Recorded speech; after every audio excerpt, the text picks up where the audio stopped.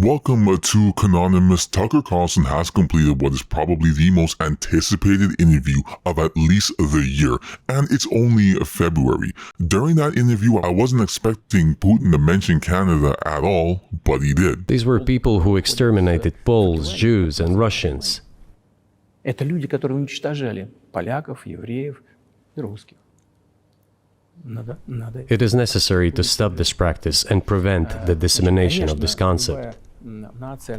I say that Ukrainians are part of the one Russian people. They say, no, we are a separate people. Okay, fine.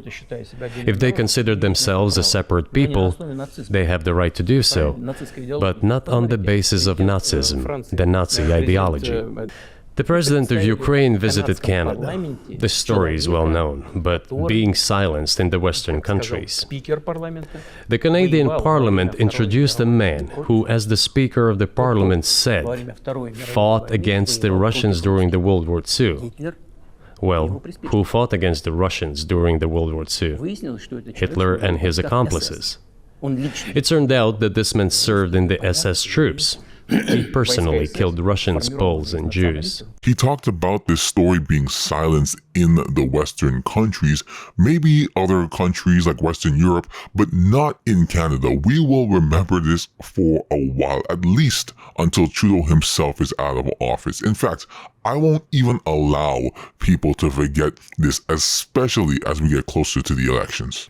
The SS troops consisted of Ukrainian nationalists who did this dirty work. The president of Ukraine stood up with the entire Parliament of Canada and applauded this man. How can this be imagined? The president of Ukraine himself, by the way, is a Jew by nationality.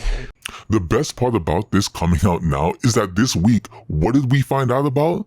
That Trudeau actually lied. Shocking, he's always lying. But because we found out that Prime Minister Justin Trudeau invited the Ukrainian Waffen-SS veteran, who received 2 standing ovations in the House of Commons, to a reception he hosted for Ukrainian president in the honor of him in the same day, by the way, that he was in the House. Now, hang on, before I go any further, he didn't attend that invitation or that reception, okay? But his invitation by the Prime Minister to the event alone gets you thinking, so who approved this?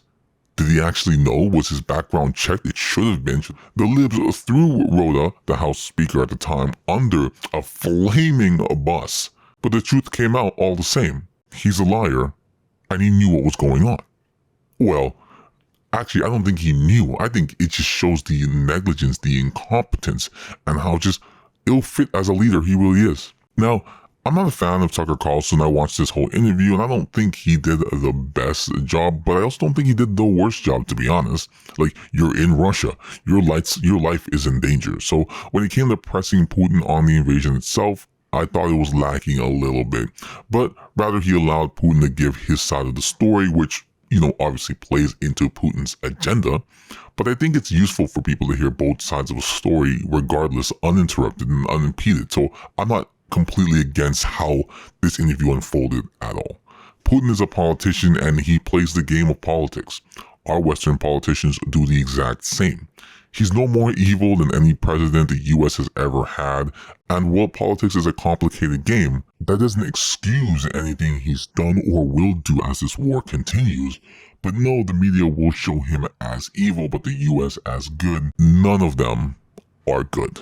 Domestic politics can be complex, so geopolitics is even crazier. Anyways, that's all I gotta say about this. Comment down below, like, subscribe, and come back for more.